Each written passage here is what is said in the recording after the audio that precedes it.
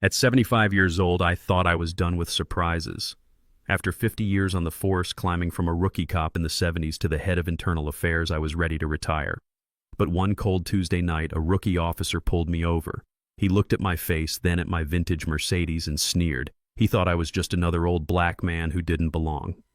He had no idea he was talking to the one man who could end his career. And I had no idea that this one traffic stop would unravel a conspiracy that reached all the way into my own family. My name is Elijah Vance, and this is how I had to clean my own house. Before I continue this story, let me know in the comments below where you are watching from. And please hit like and subscribe because you will not believe where this story goes. I was driving my 1989 Mercedes. The dark green paint gleamed under the streetlights. This car is my pride. I bought it with my early retirement savings a few months ago, a reward for 50 years of service. 50 years. I started as a patrolman back in 1970. Back then, I wasn't even allowed to drive a squad car in the white neighborhoods. My partners called me boy, and I had to swallow my anger until it tasted like ash. I just did the work. I kept my head down and my record clean. I solved cases they couldn't. I rose through the ranks. Detective, sergeant, lieutenant, captain. And finally, the last 20 years as the head of internal affairs, the boss, the man who cleans the department. Now I'm 75 years old and I'm driving my dream car through the very same neighborhood that tried to keep me out all those years ago. The irony felt good. It felt like justice. I was heading home to my wife, Simone, thinking about the dinner she promised me. I wasn't speeding, I wasn't swerving, I was just existing. Driving while black, as they say. Even at my age with my record, it's a thought that never fully leaves you. It's a shadow that follows you your whole life. I was so lost in thought I almost didn't see them. The flash of blue and red in my rearview mirror. A squad car. The siren wailed once, sharp and demanding. My heart tightened. It's a reflex. A 75-year-old reflex of a black man seeing the police. Even when you are the police. Or at least you were. I pulled the Mercedes over to the curb, the engine humming quietly. I watched in the mirror as the officer got out. He was young, white. He had that walk, the kind of swagger that hasn't been tested yet, the kind of arrogance that thinks the badge gives you power over everyone. I rolled down my window and put my hands on the steering wheel, just like I'd done 1,000 times before, just like I'd taught my own daughter Maya to do. A lifetime of procedure. He didn't say hello. He didn't ask for my license. He just shined his flashlight right in my eyes, blinding me. I kept my hands on the wheel, 10 and 2, just like I'd taught my daughter, just like I'd taught my grandkids. The officer's flashlight beam cut through the darkness and hit my side mirror, making me wince. I heard the crunch of gravel under his boots as he approached. He didn't hurry. He was taking his time, letting me sweat. I could see his silhouette, tall and imposing. When he finally reached my window, he didn't tap politely. He rapped his knuckles hard on the glass right next to my head. I pressed the button and the window glided down silently. The sudden cold night air hit my face along with the officer's condescending stare. He was young, maybe 28, white, with a smirk that told me he'd already judged me. He leaned down, his face inches from mine. His breath smelled like stale coffee and power. He looked past me into the clean interior of my Mercedes, then back at my face. He looked at my gray hair, my dark skin, and then he said it. The words that dripped with a poison I'd tasted my entire life. This car seems a little expensive for this neighborhood old man. Old man. Not sir, not mister. Just old man. My blood pressure spiked. I could feel the heat rising in my chest, a familiar rage I'd learned to control over 50 years. 50 years of swallowing insults, of proving I was twice as good to get half as far. And here I was, 75 years old, the head of internal affairs, and this child was treating me like a criminal. I kept my voice perfectly level. "Is there a problem, officer?" He chuckled, a dry, ugly sound. "That's what I'm here to find out." He shined the flashlight directly in my eyes. "What's someone like you doing with a car like this? You look lost. Someone like me." The words hung in the air. He was baiting me. He wanted me to get angry. He wanted me to give him a reason. I'd seen this game thousands of times. I'd investigated hundreds of officers just like him. Officers who used their badge as a shield for their bigotry. I'm not lost, officer, I said calmly. I live just a few blocks from here. Now may I ask why you pulled me over? His smirk widened. He was enjoying this. I pulled you over because your vehicle matches the description of one involved in a recent incident. A lie, a complete fabrication. We both knew it. He tapped his ticket book against his thigh. I'm going to need to see your license and registration. And you should probably tell me if you have anything illegal in the car. It'll be easier for you if you're honest, old man. My patience was gone. I'd spent a lifetime fighting this. I wouldn't be intimidated by this rookie. I reached slowly for my wallet in my back pocket. I saw the officer's hand twitch toward his service weapon. He was itching for a reason. Slowly, he barked. I nodded. Of course, officer. GA. My patience, which I had spent 50 years cultivating, had finally snapped. It was a rope that had been frayed by 1,000 tiny cuts just like this one. 1,000 microaggressions, 1,000 assumptions, 1,000 moments where my skin color defined me before my character could. I had seen thousands of young officers just like Callahan, cocky, entitled, drunk on the little power their badge gave them. They thought the badge was a weapon to be wielded, not a shield to protect. They thought it made them kings. They forgot it made them servants. I had investigated them. I had disciplined them. I had fired them. This kid was just the latest in a long, unbroken line. He was nothing new. License and registration, he repeated impatiently. And I asked you what you do for a living. I pulled my wallet out. It was old black leather soft from decades of use. I opened it. Callahan leaned in, his eyes narrow, trying to see if I was fumbling, trying to hide something. His smirk was still there. I didn't pull out my driver's license. Not first. I pulled out my identification. My gold detective-style badge and my ID card. I held them up to the window. This, I said, my voice low and cold as ice. This is what I do. Callahan's smirk froze. He squinted at the badge in the dim light. His flashlight beam wavered and then focused. I watched his face go through a rapid transformation. The arrogance evaporated. The confidence shattered. His eyes widened. The color drained from his cheeks, leaving him pale and chalky under the streetlights. His mouth opened and closed, but no sound came out. He looked from the badge to my face and back to the badge. Recognition finally clicked in his brain. Head, he whispered. He licked his lips. Head of Internal Affairs, he stammered. Director Vance. The old man was gone. He suddenly remembered his manners. He stood up straight, snapping to attention, his hand shaking. Sir, I didn't know. I let the silence hang in the air for a long moment, letting him drown in it. I slowly put my badge away. You didn't need to know who I was to treat me with respect, officer, I said. You only needed to know who you are. He started to babble. Sir, I apologize. I thought, the car, I mean. I held up a hand. Save it, I said. My voice was quiet, but it cut through the night. We will talk about this at the office. Do you understand me, Officer Callahan? He nodded frantically. Yes, sir. Understood, sir. Now get back to your car, I said. You're dismissed. I drove home that night, the hum of my Mercedes engine sounding like a low growl. My anger was a cold, hard stone in my gut. It wasn't just the kid Callahan. It was the disrespect. The casual assumption that my skin color made me a criminal in my own neighborhood. I had spent 50 years fighting that poison. I thought winning the badge, rising to the top, would finally shield me from it. I was wrong. The next morning I walked into my office at the Internal Affairs building. My name was on the door. Director Elijah Vance. This was my kingdom. I had built this place from a forgotten basement office into the most feared and respected unit in the department. I expected to find Officer Callahan's badge and service weapon on my desk waiting for my judgment. They weren't. I sat in my leather chair, the one I had earned through decades of long nights and impossible cases. I waited. An hour passed. Nothing. No apology, no panicked call from his precinct captain. Just silence. This was wrong. A rookie pulling over the head of IA and insulting him should have sent the entire command staff into a panic. But there was nothing.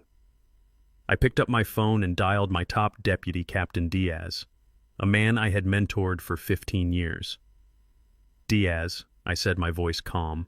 I need the file on an officer Mark Callahan. He initiated a stop on me last night. There was a pause on the other end of the line. Just a half-second of hesitation. But I felt it. It was the first crack in the wall. "Sir," Diaz said, his voice suddenly formal. "Yes, I saw the log. The stop was concluded." "Concluded?" I repeated. "I'll be the one to conclude it.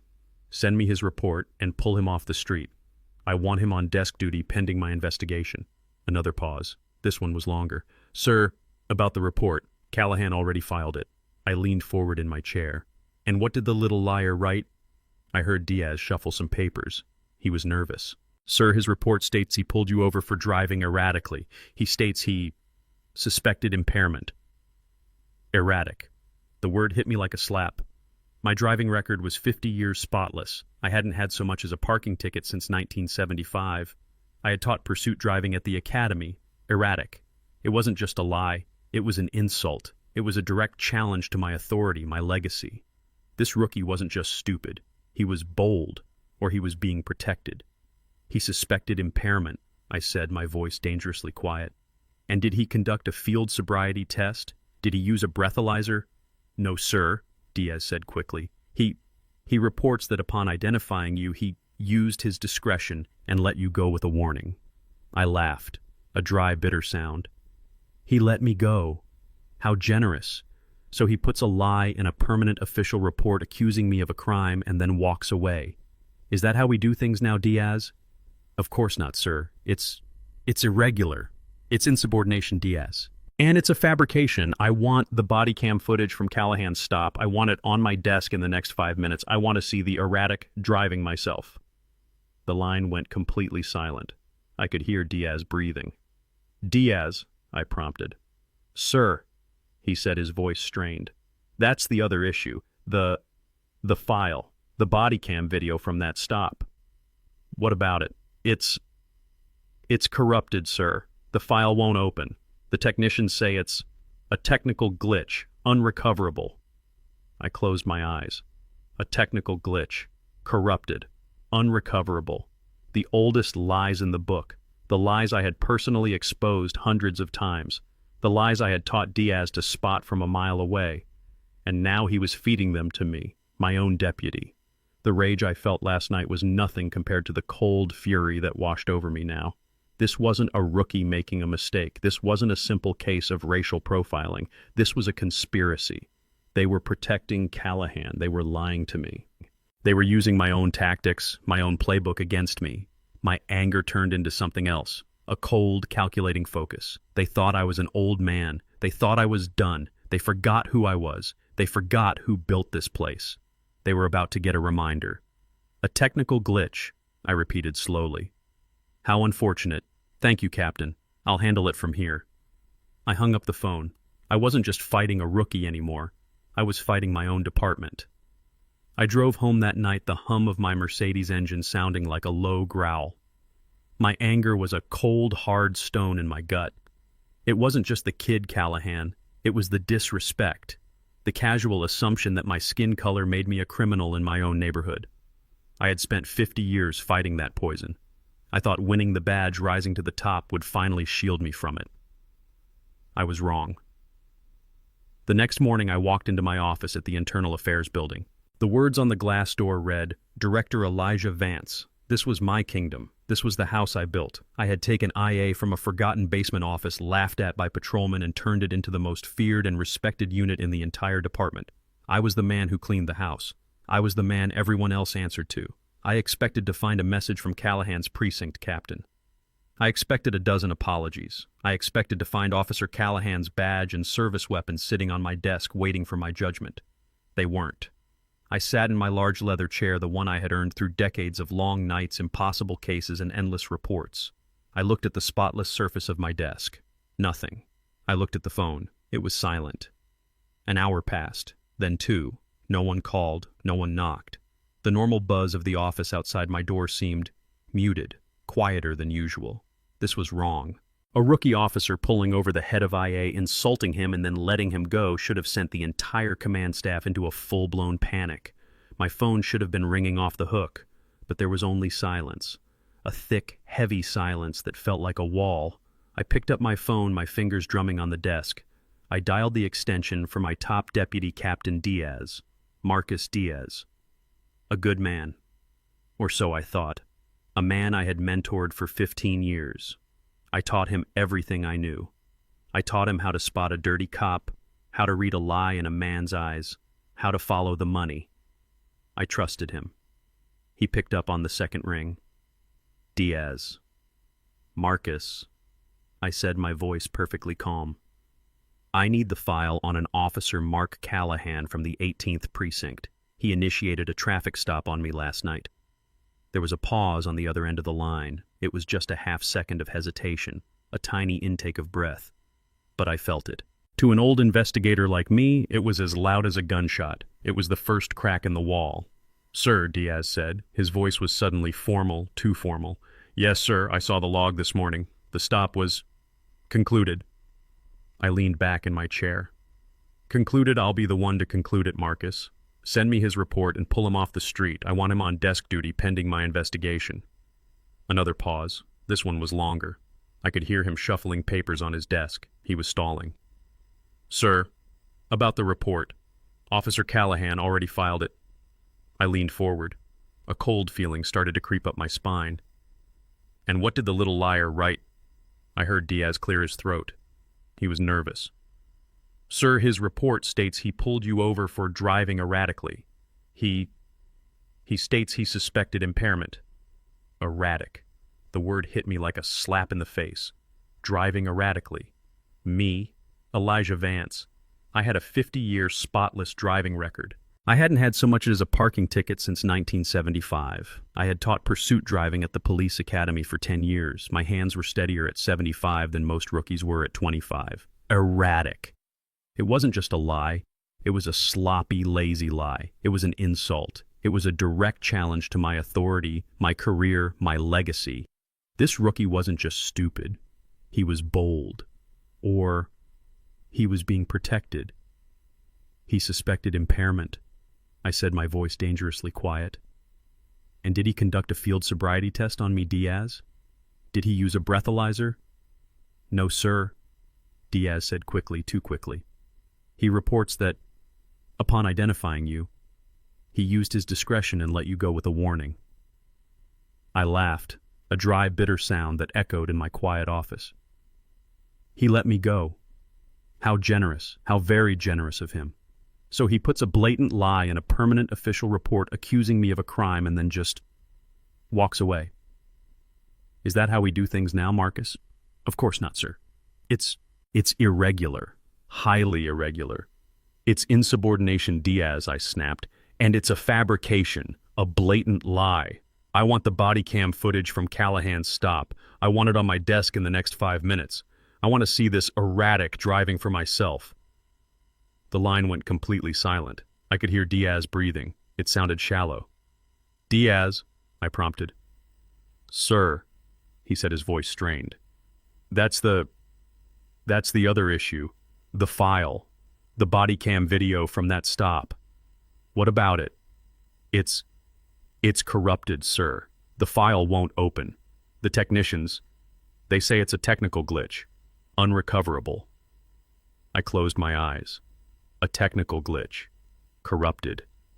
Unrecoverable. The oldest lies in the book.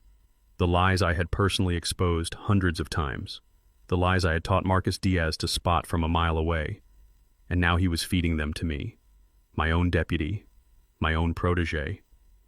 The rage I felt last night was nothing compared to the cold fury that washed over me now. This wasn't a rookie making a mistake. This wasn't a simple case of racial profiling anymore. This was a conspiracy.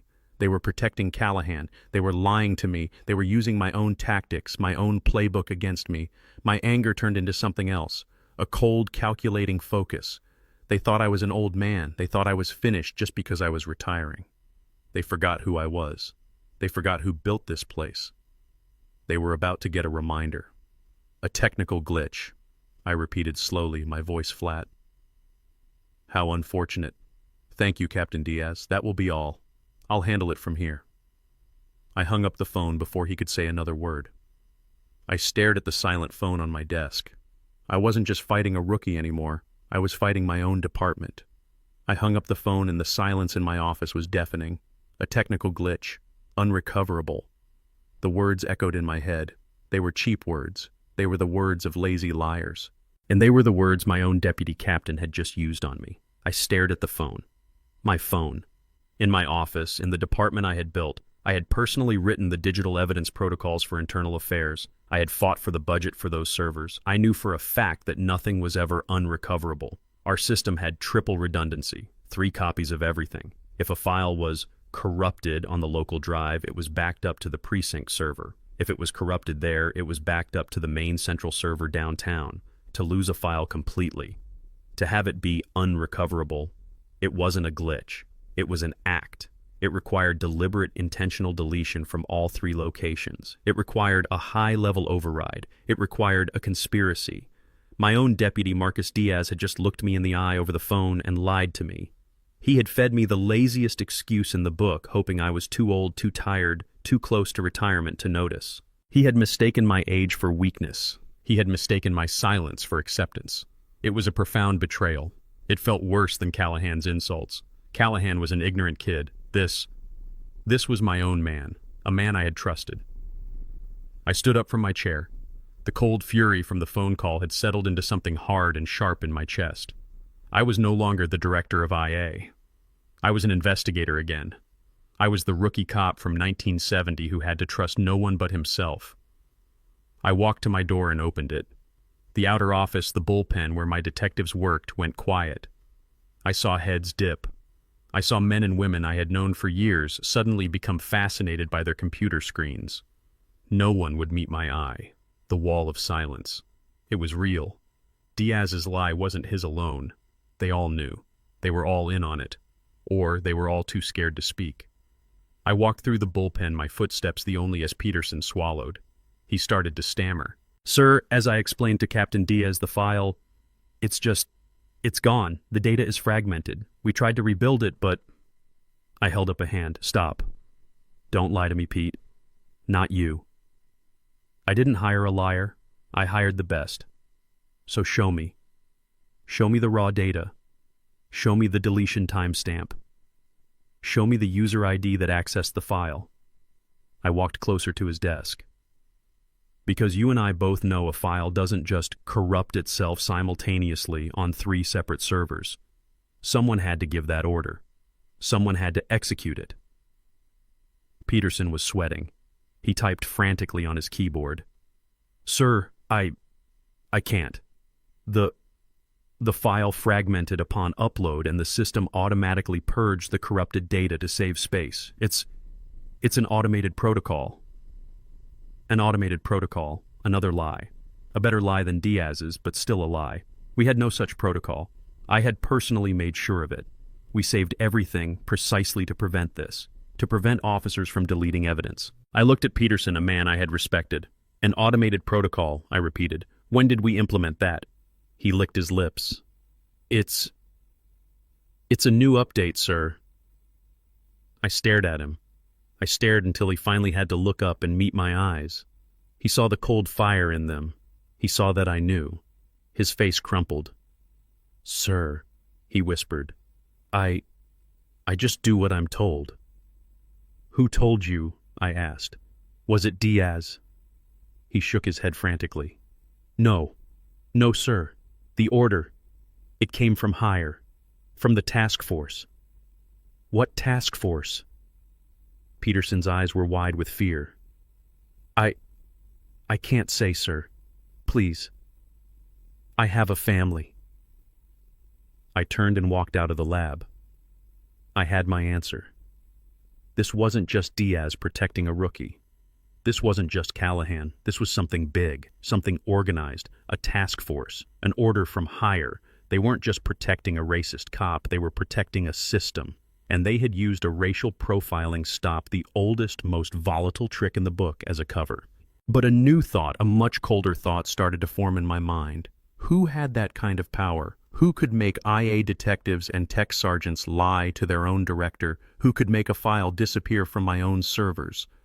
It had to be someone who knew the system, someone who knew Diaz, someone who knew me. And then I heard my son-in-law's voice in my head from last night. Steve, a detective, laughing.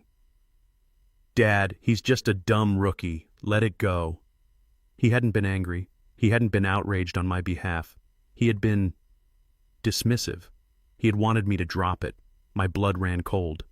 This wasn't just about the department anymore. This was about my family. I hung up the phone. The click of the receiver settling into its cradle was the loudest sound I had ever heard in my office. I stared at the black plastic. A technical glitch. The words hung in the air, in my office. The office with my name on the door. The office I had spent the last 20 years of my life building from a basement joke into the most powerful investigative unit in the city. Unrecoverable. My own deputy captain, Marcus Diaz, had just said those words to me. To me, Elijah Vance. I leaned back in my chair and the old leather creaked. It was the only sound. A technical glitch. I almost laughed. It was a dry, bitter taste in my mouth. I had built my entire career, my entire reputation as the head of internal affairs on debunking that specific lie. That exact phrase. It was the refuge of the guilty. It was the anthem of the dirty cop.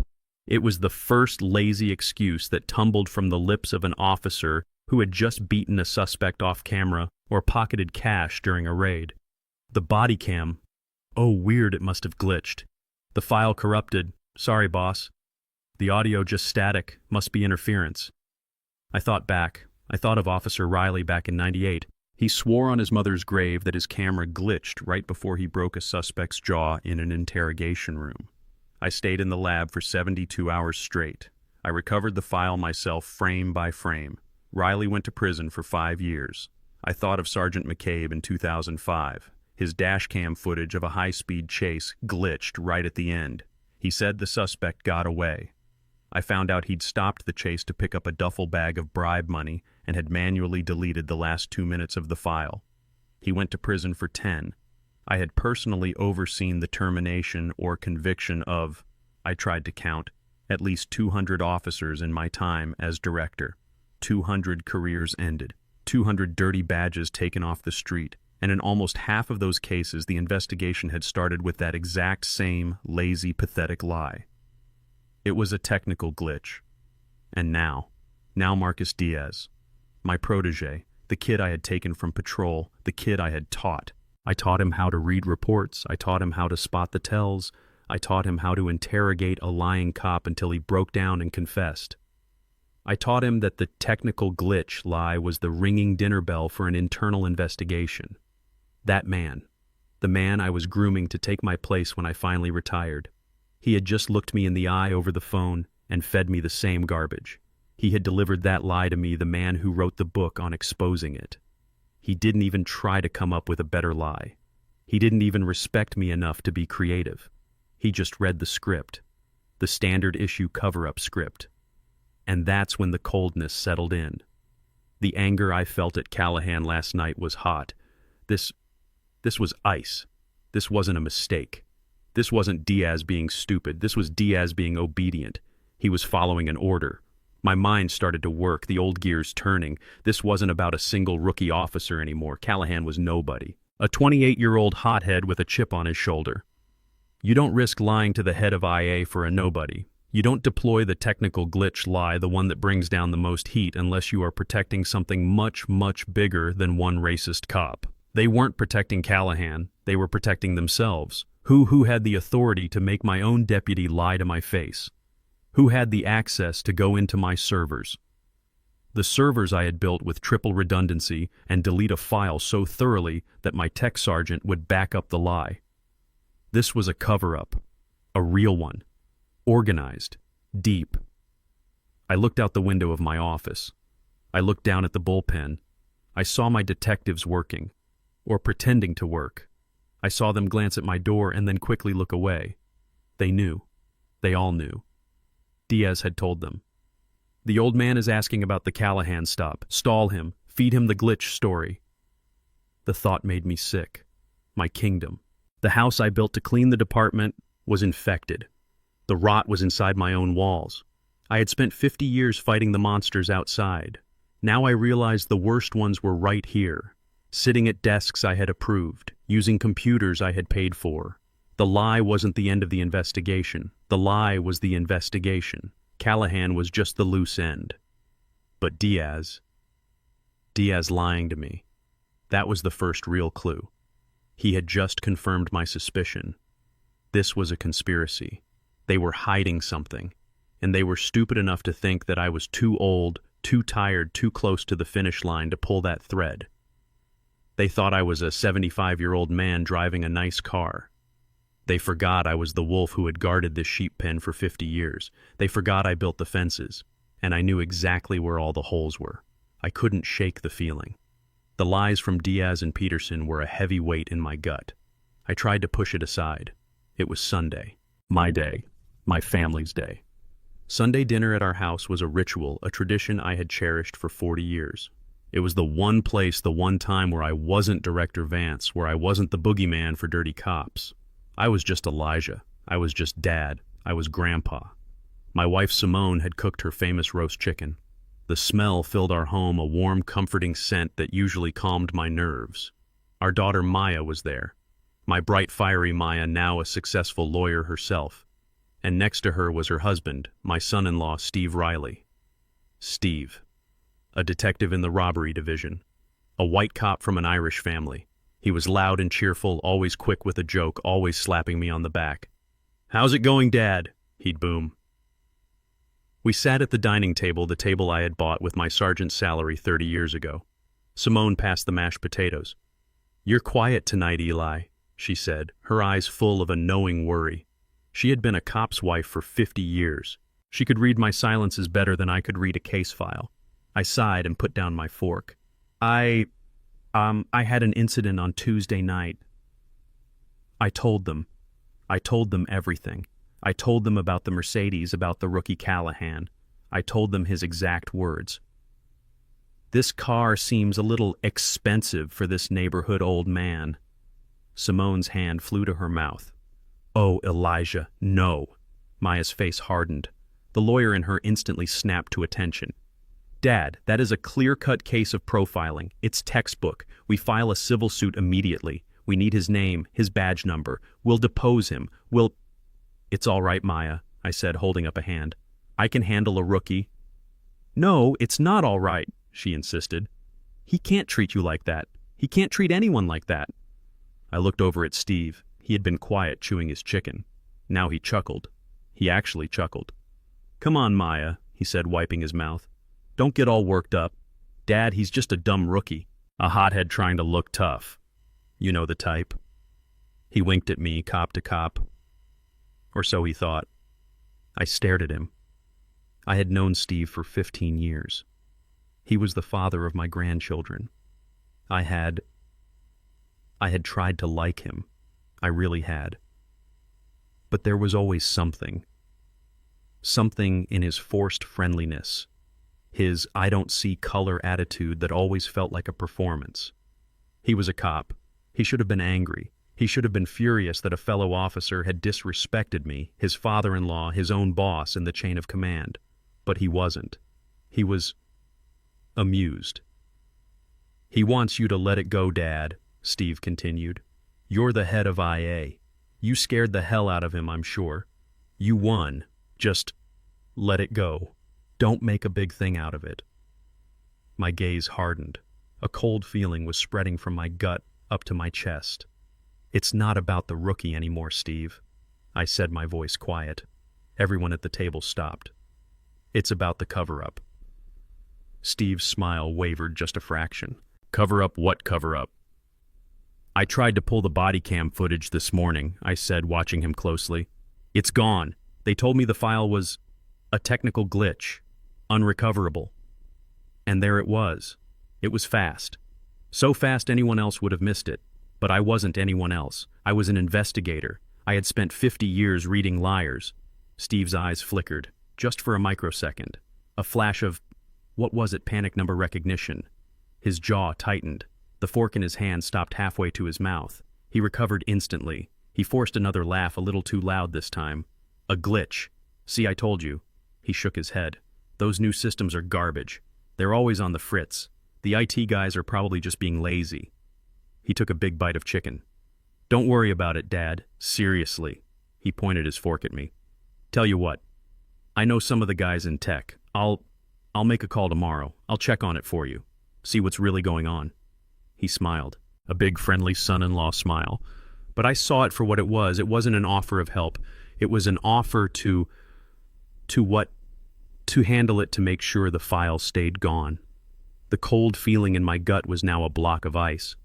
I looked at my son-in-law, the man sitting at my table eating my wife's food, the father of my grandchildren, and for the first time, I didn't trust him. The wall of silence wasn't just at the precinct. It was sitting right here at my dinner table. My wife Simone placed the platter of roast chicken in the center of the table. The steam rose, carrying the scent of rosemary and garlic. It was a smell that meant home. It meant safe. Sunday dinner was our sanctuary. The one night of the week I wasn't Director Vance, the man who hunted bad cops. I was just Elijah, just Dad, just Grandpa. My daughter Maya was laughing, telling a story about her law firm. Her husband Steve, my son-in-law, sat next to her. He was a detective in the robbery division. He was loud and cheerful, always had a big smile. He was the father of my grandchildren. He was family, or so I thought. "You're quiet tonight, Eli," Simone said. She passed me the bowl of mashed potatoes. Her hand brushed mine, and her eyes were full of a worry she had perfected over 50 years of being a cop's wife. She knew my silences. She knew when the job had followed me home. I sighed. I put down my fork. I couldn't pretend. Not here. I had an incident on Tuesday night. I started. And I told them. I told them everything. I told them about driving my Mercedes. I told them about the flashing lights. I told them about the young officer Callahan. And I told them his exact words. The words that were still ringing in my ears. "This car seems a little expensive for this neighborhood, old man." Simone's hand flew to her mouth. "Oh, Elijah, no, not again." Maya's face, which had been bright with laughter, turned to stone. The lawyer in her surfaced instantly. Her eyes narrowed. "Dad," she said, her voice sharp and cold, "that is a textbook case of racial profiling. It's not just an incident, it's a constitutional violation. We file a civil suit immediately. What's his name, his badge number? We need to file a notice of claim tomorrow. We'll depose him. We'll get his records. We will end his career." She was furious, a righteous anger that made me proud. She was my daughter, a fighter. "It's all right, Maya," I said, holding up a hand. "I can handle one rookie." "No, Dad, it's not all right," she shot back. "He can't treat you like that. He can't treat anyone like that. That's why these guys get away with it.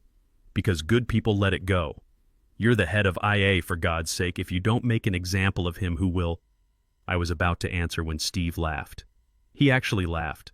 A short, dismissive chuckle as he piled more chicken onto his plate. "Come on, Maya," he said. "Don't get all worked up. You're not in a courtroom." He looked at me and winked as if we were sharing a private joke. Cop to cop. "Dad, he's just a dumb rookie. A hothead trying to look tough. You know the type. Every precinct has a dozen of them." I stared at him. I stared at my son-in-law. He was a cop. He was a detective. He knew the streets. He knew the culture. He should have been the first one to be angry. He should have been the first one to defend his partner's father, to defend his wife's father, to defend a 75-year-old black man who had served this city for 50 years. He should have been outraged, but he wasn't. He was amused. He was dismissive. He was telling his wife, the lawyer, to calm down. "He wants you to let it go, Dad," Steve continued. He talked around a mouthful of food. "You're the head of IA. You flashed your badge. You scared the hell out of him, I'm sure. You won. You put the fear of God in him. Isn't that enough? Just let it go. Don't make a big thing out of it. It's not worth the paperwork." My blood ran cold. Every word he said was wrong. Let it go. Don't make a big thing. Not worth the paperwork. These were the words of the blue wall. The code of silence. The exact attitude I had spent my entire life fighting against. The attitude that let racism and corruption grow like mold in the dark. And here it was, sitting at my dinner table, smiling at me, calling me Dad. My gaze hardened. My voice dropped. The table went quiet. "It's not about the rookie anymore, Steve." Steve's smile wavered just a fraction. "What do you mean? Of course it is." "No," I said. I looked him right in the eye. "It's about the cover-up." I let the words hang in the air. I tried to pull the body cam footage this morning, and there it was. It was fast. So fast that Simone and Maya missed it. But I didn't. I was an investigator. I had spent 50 years reading liars. Steve's body froze. His fork, which was halfway to his mouth, stopped. It just hung there in the air. His eyes locked with mine. His smile didn't fade. It just died. It became a mask. I saw a flicker deep in his eyes. It wasn't confusion. It wasn't surprise. It was panic. It was the look of a man who had just heard a door slam shut behind him. A trap. It lasted for 1,000th of a second. Then he blinked. He forced the laugh back onto his face. It was louder this time, more forced. "The body cam," he scoffed. "What about it?" "It's gone," I said. "My own deputy captain, my man Diaz, told me the file was a technical glitch, unrecoverable." Steve threw his head back and laughed. It was a terrible sound, all air and no humor. "A glitch, see, I told you." He shook his head like I was a fool. "Those new systems are garbage, total trash. They're always on the fritz. The IT guys are probably just being lazy. They hate pulling files for IA." He took a big bite of chicken. He was chewing too fast. "Don't worry about it, Dad. Seriously, it's a non-story." He pointed his fork at me, the fork that had been frozen in the air just moments before. "Tell you what, I know some of the guys in tech. I'll make a call tomorrow. I'll check on it for you. See what's really going on." He smiled. A big, friendly, helpful son-in-law smile. And I knew. I knew with the same certainty that I knew my own name. That wasn't an offer of help. That was an offer of control. He was offering to get involved, to make sure the file stayed gone. He was trying to find out what I knew and who I had talked to. The cold feeling in my gut was now a block of ice. I looked at this man, the man my daughter loved, the father of my grandchildren, and I knew he was part of it. The wall of silence wasn't just at the precinct. It was sitting right here at my dinner table. A thorn of suspicion had just pierced my heart. Why? Why would Steve want me to let this go? What was he protecting? I left the dinner table that night with the taste of ash in my mouth. My wife Simone's chicken tasted like cardboard. My son-in-law's forced laughter echoed in my ears. He was lying. He was nervous. He was involved. I had seen that look 1,000 times in interrogation rooms. I just never thought I would see it across my own dining room table.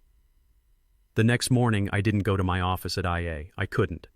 The place I had built my kingdom was compromised. My own deputy Diaz had lied to me. My tech sergeant Peterson had lied to me. The whole floor was a wall of silence. I couldn't trust my own detectives. I couldn't trust my own computers. If I logged into my system to search for Callahan's file, they would know. Steve would know. He had offered to check on it for me. That wasn't an offer. It was a threat. It was him marking his territory. I was locked out of my own house. So I did the only thing I could. I went back to being a rookie. At 75 years old, after 50 years on the force, I became a ghost. I drove my old beat-up Toyota, not the Mercedes. I parked 3 blocks away from the Central Records Archive downtown, a dusty basement building nobody from the new high-tech IA ever visited. I went in through the back delivery entrance. The security guard didn't even look up from his newspaper. I walked down the steps into the cool, musty air. The place smelled like old paper and forgotten history, and it was run by a woman who was just as forgotten. Brenda Wallace. She had been the head clerk here for 40 years. She was here when I was a detective. She knew everything. She saw everything. And more importantly, she hated the new digital system. She still kept paper copies of everything, just in case. She looked up when I walked in, her glasses perched on the end of her nose. "Well, look what the cat dragged in," she rasped. "Elijah Vance, I thought you were too important to visit us dinosaurs down here." "Brenda," I said, smiling. A real smile. "You know you're my favorite girl. How's that grandson of yours?" We talked for 10 minutes, about her grandson's college scholarship, about my retirement, about the old days. I didn't rush it. This was old-school police work. It ran on relationships and respect, not search warrants. Finally, I leaned on her counter. "Brenda, I'm here off the books. I'm in a bind, and I can't trust my own people." Her eyes sharpened. She took off her glasses.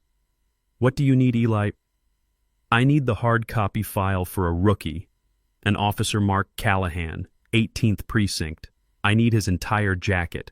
Complaints, commendations, everything, especially complaints. She nodded slowly. Callahan.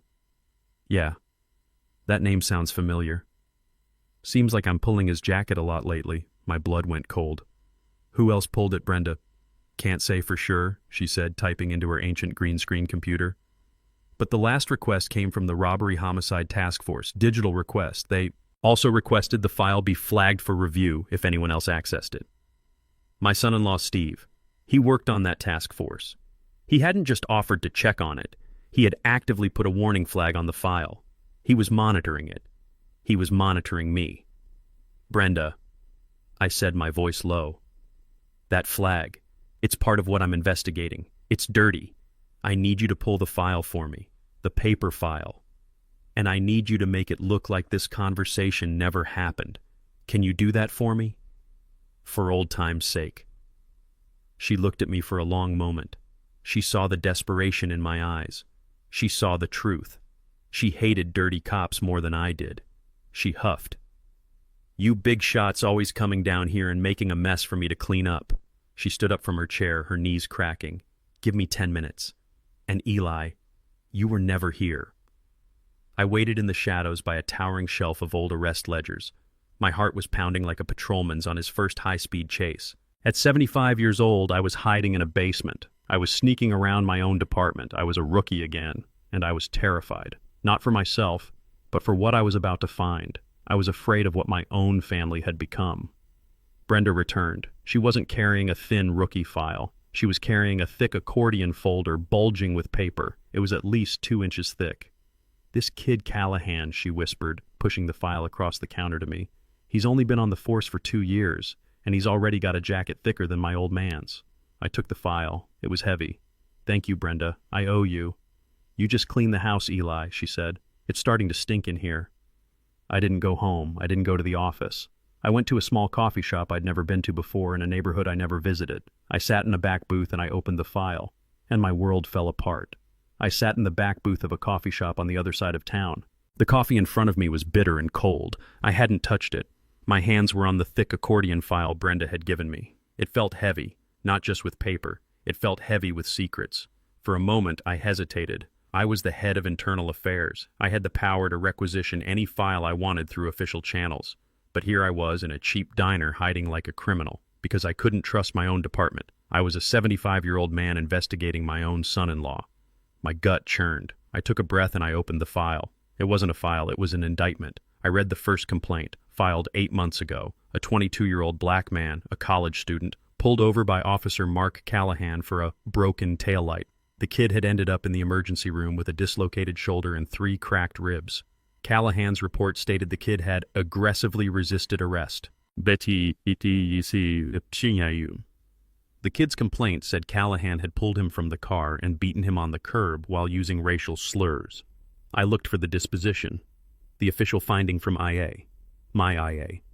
It read, victim's claims could not be substantiated. Officer's body cam file was corrupted during the upload. Complaint unfounded. My blood ran cold. Corrupted. The same word. The same lie. I turned the page. Another complaint. 6 months ago. A 40-year-old Hispanic woman. Callahan had responded to a noise complaint at her apartment. She ended up in handcuffs charged with assaulting an officer. She claimed Callahan had pushed her down the stairs. Her complaint was dismissed. The reason? Insufficient evidence. The officer's audio recording was inaudible due to a technical malfunction. I kept turning. Page after page, it was a pattern. A brutal, horrifying pattern. A teenager accused of trespassing. He had a broken nose. Complaint dismissed. No independent witnesses. A delivery driver pulled over. He was strip-searched on the side of the road. Complaint dismissed. Dashcam footage, unavailable due to a system error technical glitch. Insufficient evidence, malfunction, unrecoverable, unfounded. These weren't just words, these were tools. These were the brooms used to sweep the dirt under the rug. I knew them. I had spent my entire career fighting them. These were the words a corrupt system used to protect its most violent members, and this file was full of them. In 2 years on the force, Officer Mark Callahan had racked up 12 separate citizen complaints for excessive force racial profiling and verbal abuse. 12. In a normal precinct with a clean IA, any officer with 3 of these complaints would be on permanent desk duty. An officer with 5 would be fired. An officer with 12, he should be in prison. But Callahan was still on the street. He was still carrying a gun. He was still pulling people over. He had pulled me over. And my own stop, it fit the pattern perfectly. He had lied in his report, driving erratically. And when I challenged him what happened, the evidence disappeared. The body cam file was corrupted. The lie Diaz told me, the lie Peterson told me. It wasn't a new lie. It was an old one. It was a practiced one. They weren't just protecting Callahan from me. They had been protecting him from the very beginning. They were part of the machine. This wasn't just a rookie hothead. This was a system. Callahan wasn't the problem. He was a symptom. He was a tool, a blunt instrument. Someone was using him. Someone was protecting him. Someone was unleashing him on these neighborhoods and then cleaning up the mess afterwards. Someone was signing off on these unfounded reports. My hands were shaking. I thought back to what Brenda had told me. The file had been flagged by the Robbery Homicide Task Force, my son-in-law Steve's task force. Steve, who had laughed at my dinner table, who told me to let it go, who had a flash of pure panic in his eyes when I said the word body cam, who had offered to check on it for me. He wasn't offering to help. He was offering to take control of the cover-up. He was already part of it. The suspicion from Sunday night was no longer a suspicion. It was a cold, hard certainty. This file didn't just prove Callahan was dirty. It proved my department was dirty. And it proved the dirt led straight back to my own family. I needed the next link. I needed the name of the person who was the architect of this cover-up, the man who had signed his name to these lies. I flipped to the back of the first complaint. The unfounded ruling. It needed a supervisor's signature. I read the name. Sergeant. I didn't recognize it. I flipped to the next one. Same signature. And the next. And the next. All 12 complaints. All 12 unfounded rulings. All 12 technical glitches and insufficient evidences were signed, approved, and buried by the same man, Sergeant T. Davis. I didn't know the name, but I knew how to find him. I pulled out my phone. I didn't call my office. I called another old friend, a retired detective who owed me his pension. Charlie, I said, I need you to run a name for me, off the books. Sergeant T. Davis. I need to know everything about him, and I need to know who his friends are. I stared at the name on the bottom of the complaint. It was signed in blue ink. A confident, sloppy signature. Sergeant T. Davis. I didn't know the name. T. Davis. It meant nothing to me. But this man, this Sergeant Davis, he was the architect. He was the one who had seen the reports of broken bones and racial slurs and had decided to make them all disappear. He was the one who had approved the technical glitch excuse 12 times. He was the gatekeeper. He was the one protecting Callahan. My son-in-law Steve had flagged the file. He had tried to stop me from seeing it. Was he protecting Callahan, or was he protecting Sergeant Davis? I pulled out my phone. I couldn't use the department directory. They would see my search. They would know what I was looking at. Steve would know. I scrolled through my personal contacts. My fingers hovered over a name. Charlie Book Martin.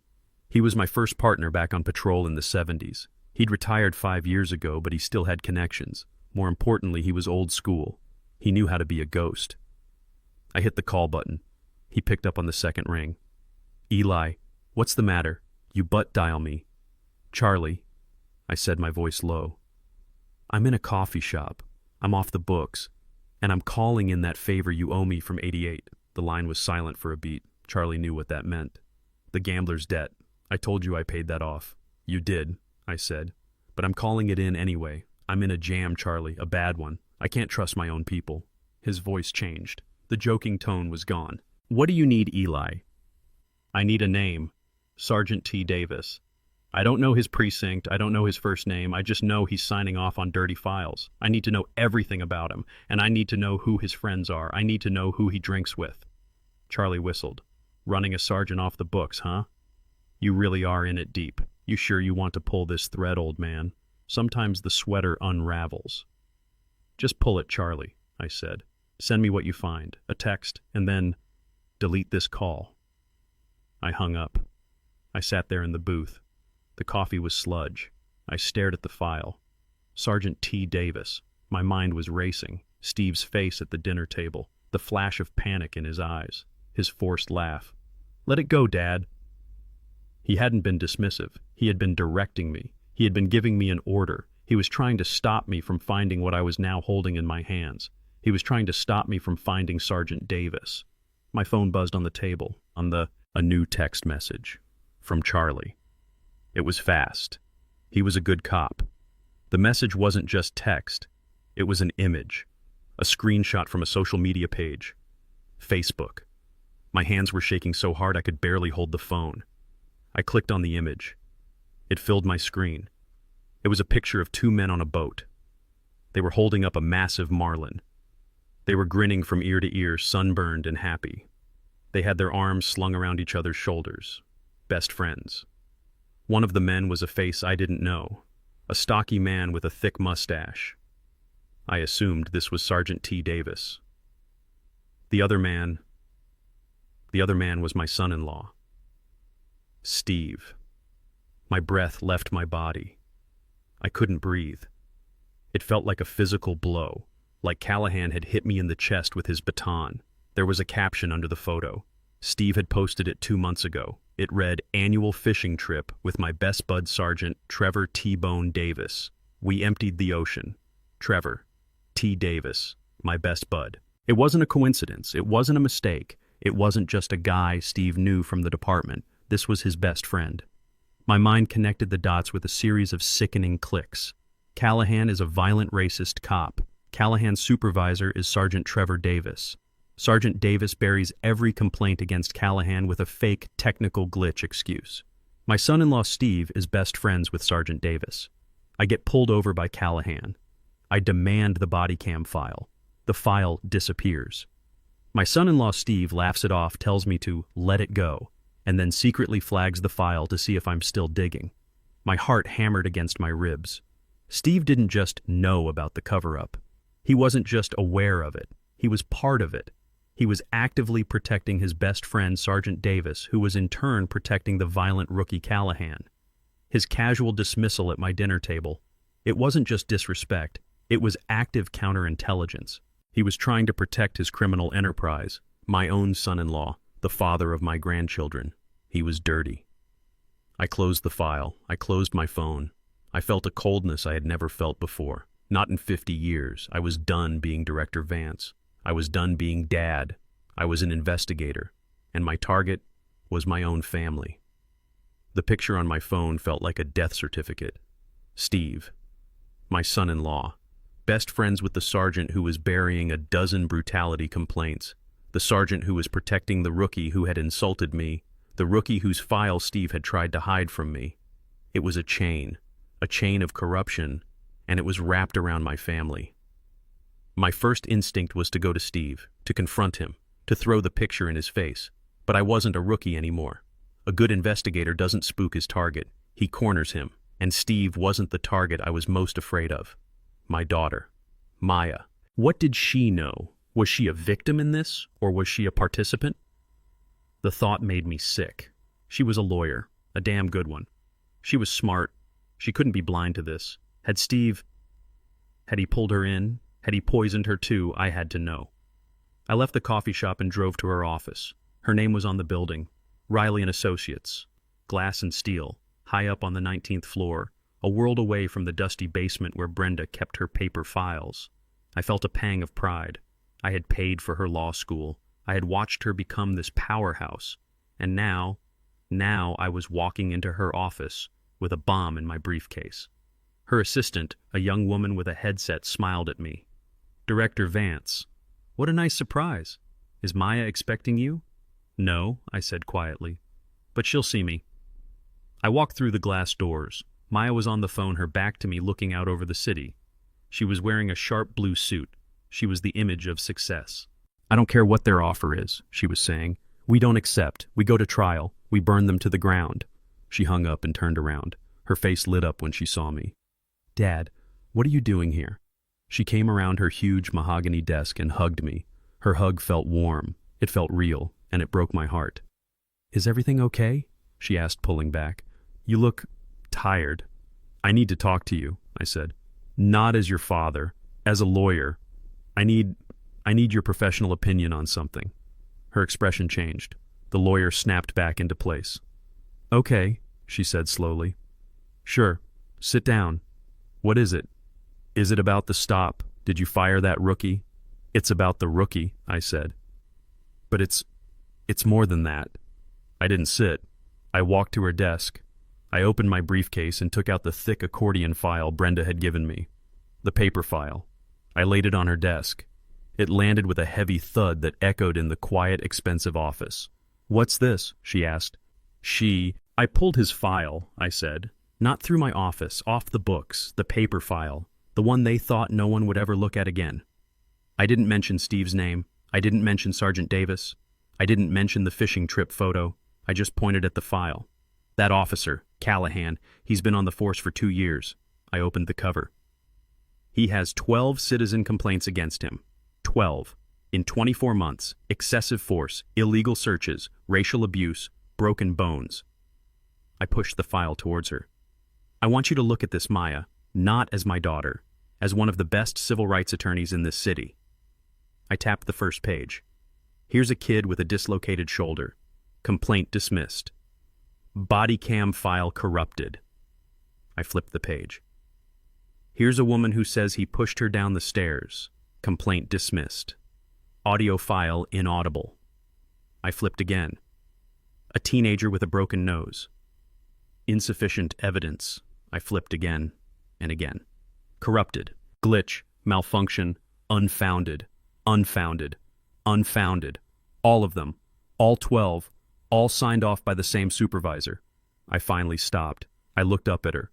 Her face was pale. She was staring at the file, her mouth slightly open. I pointed to the last report. My report. The one Callahan had filed. "And this," I said, my voice ice cold, "is his latest. A 75-year-old man pulled over for driving erratically. The officer's body cam file, what a surprise, has been lost. A technical glitch."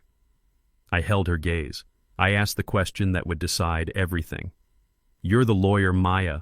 You're the expert. You're looking at this file, this pattern, this system. What does that tell you? As a legal professional, what am I looking at here?" I stood there, silent. I had laid the file on her desk. I had shown her the pattern, the broken bones, the corrupted files, the technical glitches. I had asked her the question.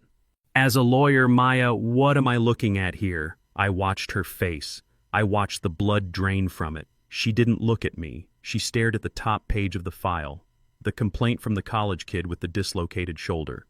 Her sharp lawyer's eyes scanned the page, but she wasn't reading it like a lawyer. She wasn't looking for precedents or violations. She was looking for an escape. I waited. I willed her to get angry. I willed her to do what she did on the phone just minutes ago. "We burn them to the ground," she had said. I needed that Maya, my warrior. I needed her to look up at me with that fire in her eyes and say, "Dad, we are going to destroy them." But the fire wasn't there. I saw her hand that was resting on her expensive desk. It was trembling, just slightly, a tremor, but I saw it. I saw it as clearly as I had seen the lie in Steve's eyes at my dinner table. She knew all of it. This wasn't news to her. I wasn't showing her a problem. I was becoming one. She finally looked up, but she didn't meet my eyes. She looked at my tie, at my shoulder, at the wall behind me. "Dad," she said. Her voice wasn't the voice of the powerhouse lawyer who ran this office. It was a small voice, a child's voice. It was thin, and it was shaking just like her hand. "Dad, I think you should stop." Stop. The word hit me like a physical blow. Stop. I had just shown her a cancer. A tumor of violence and racism running unchecked through the department. A system of corruption. And her advice, her legal advice, was to stop. My mind flashed back. 20 years ago. Maya at her college debate tournament. She was small, but her voice filled the auditorium. She was arguing for the rights of the accused. She was brilliant. She was ferocious. I remembered her law school graduation. I was in my full dress uniform. I cried when they called her name. I had never been so proud. I had raised her to be a fighter. I had raised her to run towards the fire, not away from it. I had raised her to be me. And now that woman was gone, replaced by this stranger, this frightened woman who couldn't even look me in the eye. "Stop," I repeated. My voice was a whisper. "Why? Why would I stop?" She licked her lips. Her eyes darted around the room as if looking for help, as if looking for her husband. It's complicated, Dad. It's an internal issue. It's a political thing. You don't know all the players." "Who told you that, Maya?" I asked. My voice was cold now. The father was gone. The investigator was back. "Who told you it was a political thing?" She finally met my gaze, and her eyes were full of terror and guilt. "Steve," she whispered. "Steve said, this is a very complicated internal issue. He said you should be careful, that you're stirring up a hornet's nest. He said he's handling it." Steve. She said his name. She wasn't just aware. She had been briefed. She had been coached. "He's handling it. It's complicated." She was repeating his words. She was giving me his message. My daughter, my warrior for justice, was now the spokeswoman for a corrupt cop. She was his shield. It wasn't just that she knew. She had chosen him. She had chosen her husband and his lies over me and the truth. She had chosen the comfortable life, this glass office, this mahogany desk, over the right thing. I didn't say anything. I just stared at her. My daughter, the woman I had raised, the pride of my life, and I saw her for what she was. She was a liar. She was afraid, and she was compromised. I slowly reached out and closed the thick file. The thud of the cover was a final sound, a closing door. "He's handling it," I repeated. I looked around her beautiful office. The view of the city was magnificent. It must have cost a fortune. My eyes narrowed. "This," I said, my voice flat. "This is a very nice office, Maya." A new suspicion, a darker one, was forming. This wasn't just about loyalty. This was about money. She wasn't just protecting her husband. She was protecting her lifestyle. I had my answer. I turned and walked out of her office. I didn't say goodbye. I walked out of her glass building. The elevator ride down from the 19th floor felt like a descent into hell. My own daughter, my Maya. She hadn't just lied to me. She had warned me. She had delivered a message from her husband. "Stop. It's complicated.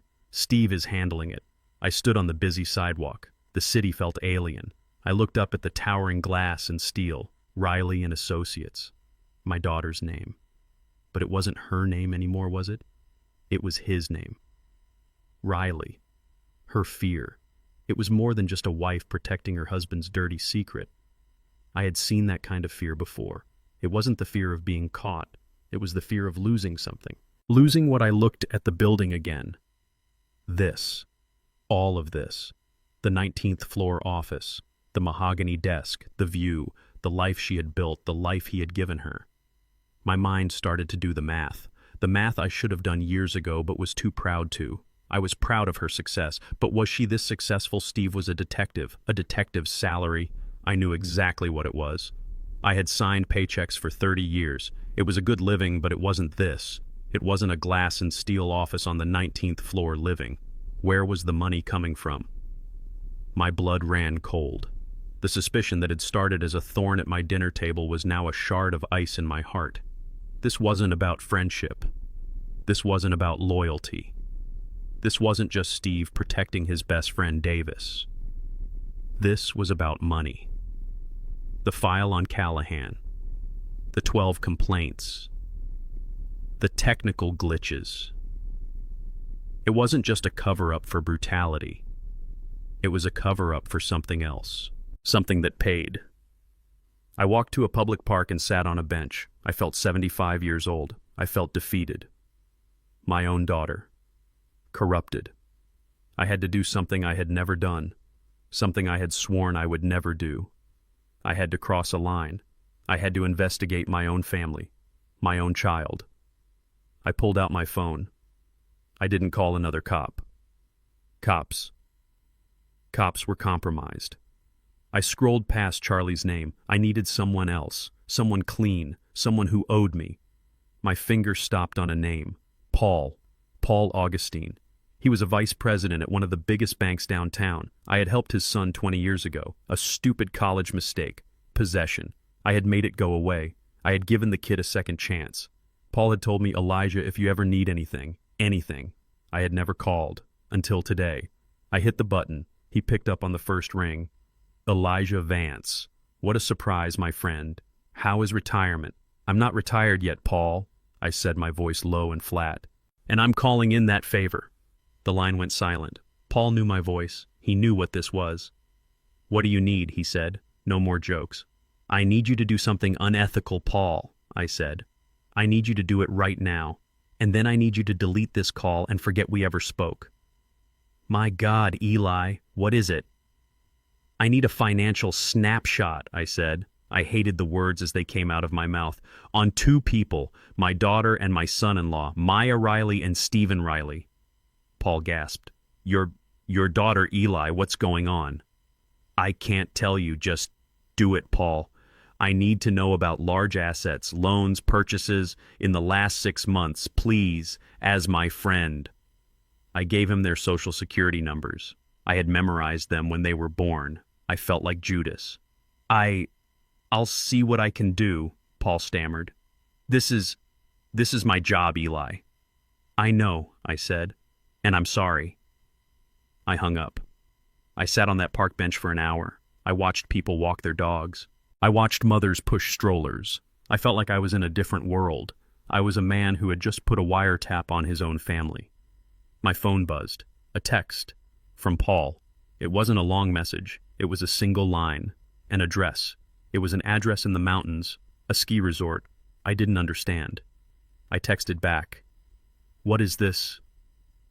My phone rang instantly. It was Paul. Elijah, he said, his voice was shaking.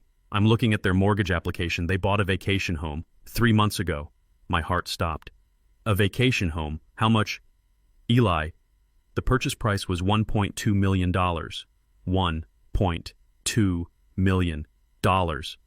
I almost dropped the phone. A detective, a lawyer. How? I whispered. How did they get the loan? They didn't, Paul said. Well, not for the whole amount. They put down $800,000 in cash. $800,000. I couldn't breathe. From where, Paul? Where did they get that kind of money? It was a wire transfer, Paul said. He was reading from a screen. It came from a single source, a holding company, an LLC. He read the name. It's called North River Ventures LLC. North River Ventures, a shell company. The pieces in my head didn't just connect, they exploded. This wasn't about a cover-up. This was about a payoff. This wasn't about protecting a racist cop. This was about profit. This wasn't just corruption. This was a criminal enterprise, an enterprise that was making my son-in-law and my daughter rich enough to buy million-dollar homes in cash.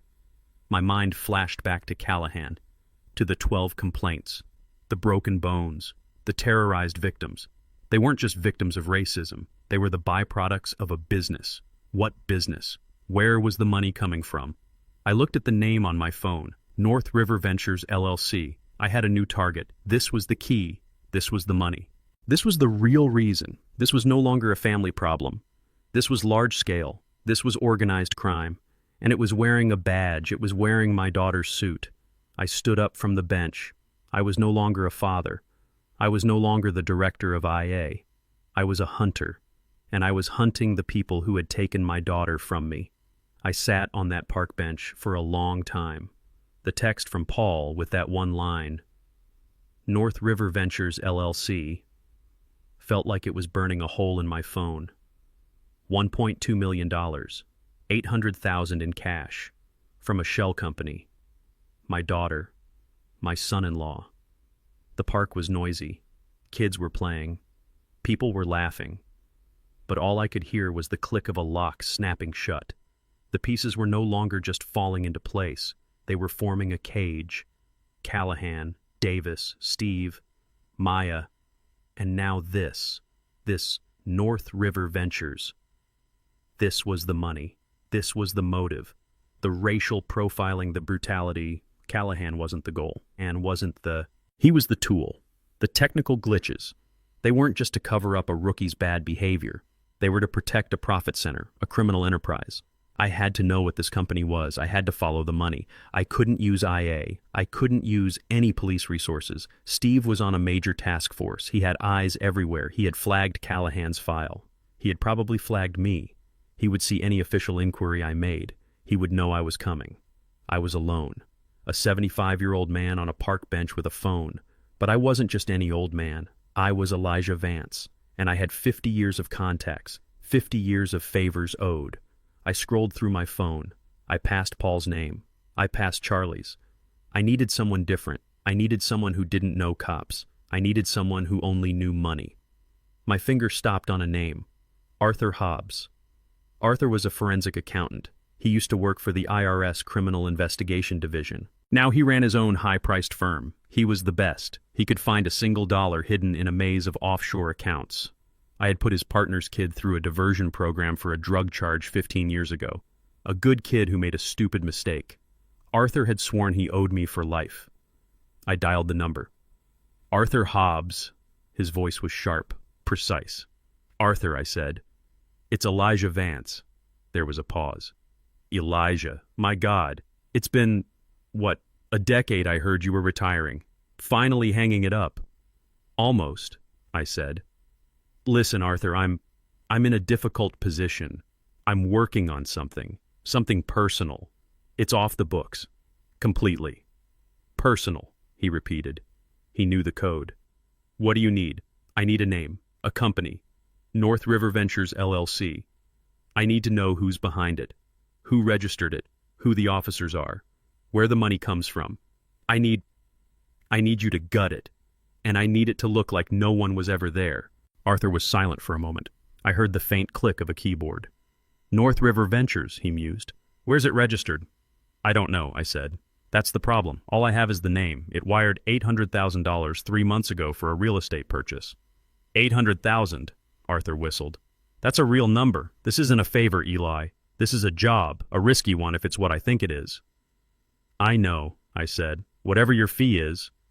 I'm not talking about a fee. Arthur cut me off. I'm talking about risk. But you saved my partner's son. You gave him his life back. I'll do it. But it's not fast. A proper ghost recon. It takes time. Give me 48 hours. Don't call me. I'll call you. He hung up. 48 hours, 2 days. I had to wait for 2 days while this rot festered in my own family. I went home. I lied to my wife, Simone. I told her I was working on a sensitive retirement transition case. I told her it was confidential. She knew I was lying. She had been a cop's wife too long. She saw the new hardness in my eyes. The old hardness. The look I used to have when I was deep on a homicide case. She saw it, but she didn't ask. She just made me dinner. We ate in silence. Every bite tasted like poison. I slept in the guest room. I couldn't sleep next to her. I felt contaminated. My daughter was a criminal, or married to one. What was the difference? Those 48 hours were the longest of my life. I went for long walks. I sat in parks. I felt like a stranger in my own city. Every cop car I saw, I wondered, was he one of them? Was he in on it? Was he part of Steve's crew? The paranoia was eating me alive. I looked at my own hands, the hands that had raised Maya. Had I taught her this? Had my obsession with the job, my pride, had it somehow made her hungry for this dirty money? The second day my phone finally buzzed. An unknown number. I answered. Yeah. It's me, Arthur's voice said. It's a ghost. What do you mean? It's a Delaware LLC registered 12 months ago. The filing is anonymous. The registered agent is a standard service. It's a box within a box within a box. It's designed to be invisible. Whoever set this up is a professional. My heart sank. A dead end. So, nothing. I didn't say that, Arthur said. I said I couldn't find anything. But I have a friend at the IRS, someone who still thinks I work there. I had him run a check on the employer identification number, the EIN. The LLC filed for one 6 months ago to open a bank account. And I pushed. And to get an EIN, even for a ghost, you have to list a responsible party, a real person with a real social security number. The IRS needs to know who to arrest if the company starts laundering cartel money. My hand was gripping the phone. Who is it, Arthur? Who is the responsible party? A guy named Daniel Price, Daniel P. Price. Does that name mean anything to you? No, I said. Nothing. Well, he's your man, Arthur said. That's the link. That's the only name attached to this entire operation. Now, Eli, you and I, we never had this conversation. My debt is paid. He hung up. Daniel Price. I was back to square one. Or was I had a new name. A real person. I went back to my old friend, Charlie, the retired detective. I called him. Charlie, me again. One last thing. A name. Daniel P. Price. I need an address. I need relatives. I need a connection. Fast. Charlie grumbled, but he said he'd do it. This time it took longer. It took 2 hours. My phone buzzed. A text from Charlie. It wasn't a picture this time, it was just a few lines of text. Daniel P. Price. Born 1978, address in Springfield, no criminal record. Works in construction. One notable relative, his mother's maiden name was Davis. His first cousin is Sergeant Trevor T-Bone Davis. I closed my eyes. The chain was complete. Callahan was the muscle. Sergeant Trevor Davis was the manager, his best friend Steve's shield. And now Daniel Price, Davis's cousin, was the responsible party. The money man, the front, Steve, my son-in-law. He wasn't just protecting his best friend, he was protecting his partner in crime. His best friend, and his best friend's cousin, had built a shell company that was pumping hundreds of thousands of dollars into his bank account. This was the Brotherhood, a corrupt ring of cops and their families. But one question was still burning in my mind. $800,000. That was too much money. It was too much for just shaking down suspects. It was too much for looking the other way. Where was this kind of money coming from? What were they really doing? I had the name. Daniel Price. The cousin. The link in a chain that was now wrapped so tightly around my chest I could barely breathe. I had the who. Steve, my son-in-law, Sergeant Trevor Davis, his best friend, Officer Callahan, their attack dog, Daniel Price, their money man. I had the what? $800,000 in cash, a $1 million vacation home, a shell company. I was missing the how. Where did that kind of money come from? This wasn't a few dollars skimmed from a traffic stop. This wasn't a free meal. This was $800,000 in cash. This was organized crime. This was a fortune. I sat in my guest room. I couldn't sleep in my own bed. I couldn't lie next to Simone. I felt contaminated. My daughter's face haunted me, her terror, her lie. Steve is handling it. She was protecting this. She was protecting him. My mind raced. A 50-year Rolodex of police corruption spinning in my head. Where was the cash? It wasn't gambling raids, the money was too small. It wasn't extortion too public. It had to be something else, something systemic, something that happened every day, something that was hidden in plain sight. And then it hit me. It hit me with the force of a physical blow. Asset forfeiture, civil asset forfeiture, the legalized theft, the loophole in American policing I had railed against for 30 years. The power to seize cash, cars, property, anything, from someone suspected of a crime, not convicted, just suspected. It was the perfect crime, because it was legal. But how did they turn legal seizures into an $800,000 cash payment? I had to go back. I had to risk it. I waited until Sunday, 2 a.m. Simone was asleep. I got dressed in the dark. I drove my old Toyota, not the Mercedes. I parked 3 blocks from the main department building, the one that held my office, the one that held the central records server. I used my own key card. As the director, I had 24-hour access. The building was silent. The only sound was the hum of the ventilation.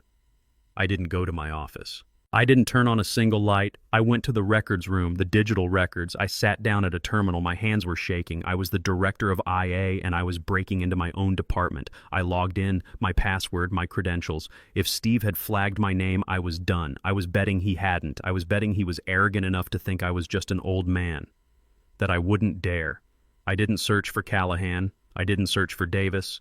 I didn't search for Steve. I ran a query, a simple one.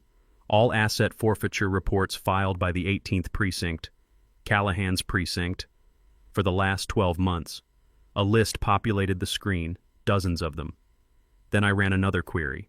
All asset forfeiture reports filed by the Robbery Homicide Task Force, Steve's unit. More files. Hundreds. I didn't read them there. I couldn't. I began the download. I transferred them to an encrypted USB drive, a drive I had kept in my desk for a decade. It took 20 minutes. Every second felt like an hour. Every creak of the building made me jump. Finally, download complete. I logged out. I wiped the search query from the local terminal's cache. I walked out. No one saw me. I was a ghost. A 75-year-old ghost in my own house. I drove to a 24-hour diner. I ordered a black coffee I wouldn't drink. I plugged the USB drive into my personal laptop, a laptop that had never touched the police network. I opened the first file. 18th Precinct, Officer Callahan. A traffic stop. A black man. The probable cause. Expired registration sticker. Callahan searched the car. He found a backpack. Inside was $5,100 in assorted bills. The report stated the money was in close proximity to drug paraphernalia. The money was seized. The man was arrested for paraphernalia, a misdemeanor. He was probably out in an hour, but his $5,000 was gone forever. I opened the next file, 18th Precinct. Officer Callahan. Another stop. A Hispanic man. Probable cause. Failure to signal lane change. Search. A duffel bag. Inside. $3,500. Seized. I opened the next file, and the next, and the next. It was a pattern. It was a business model. Callahan was their street-level collector. He used the thinnest of excuses, racial profiling, to pull over cars in black and brown neighborhoods. He knew, they all knew, that these were cash-heavy communities, people who didn't trust banks, people who owned small businesses, or people who were small-time dealers, people who wouldn't or couldn't fight back. And the amounts, they were all clean. 5,000, 3,000, 6,000, all respectable, all amounts that a supervisor would sign off on without a second glance. Then I opened the reports from Steve's task force. They were bigger. Confidential informant tip. Anonymous 911 call. They would raid a house. They would report finding $10,000 or $15,000. Always a clean number. I sat back in the sticky diner booth. The coffee was cold. My blood was ice. It was too clean. My 50 years on the job screamed at me. A drug dealer doesn't carry exactly $5,000. A business owner doesn't have exactly $10,000 in his safe. The numbers were fake. And then I understood. The cold, clear, horrifying truth settled over me. They weren't just seizing the money. They were skimming it. Callahan pulls over a car. He doesn't find $5,000. He finds $50,000. He takes it all. But his report, the report signed by his best friend's best friend, Sergeant Davis, it says he found $5,000. He turns in the $5,000 to the evidence room. The department is happy. They put out a press release. IAU Director Vance's department takes $5,000 in drug money off the street. And the other $45,000, it goes into a different bag. It goes to Sergeant Davis. It goes to Steve, who complains. The victim. The man who just had his $45,000 in drug money stolen by the cops. Is he going to file a complaint? No. He stays silent. He's just happy they didn't arrest him for the $50,000. It was the perfect crime.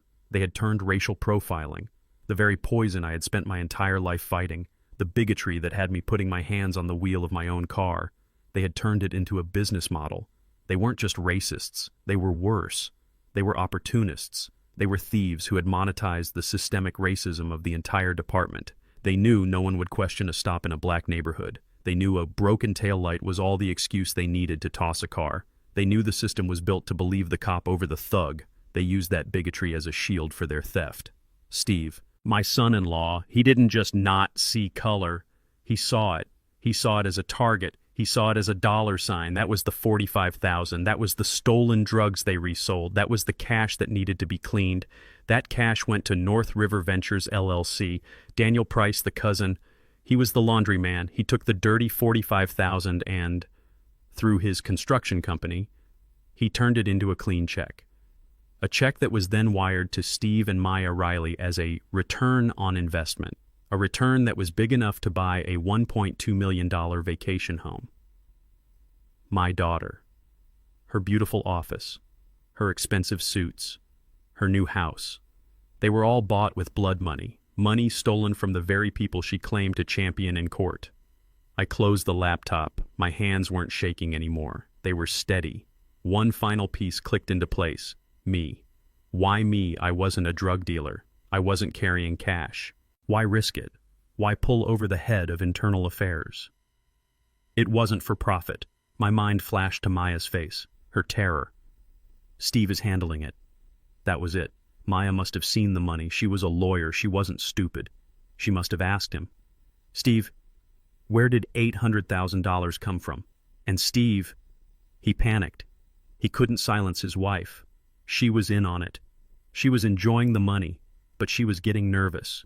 And her father was the head of IA. He couldn't risk me sniffing around. He couldn't risk me asking Maya the same questions. So he decided to send a message, a warning.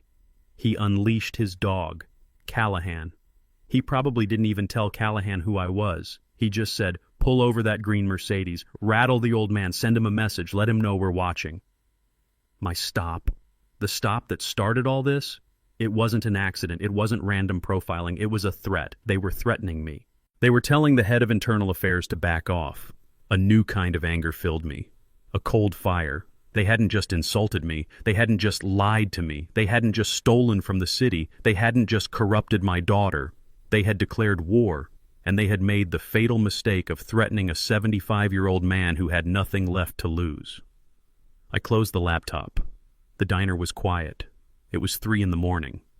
The clatter of a plate in the kitchen was the only sound. I stared at the black screen.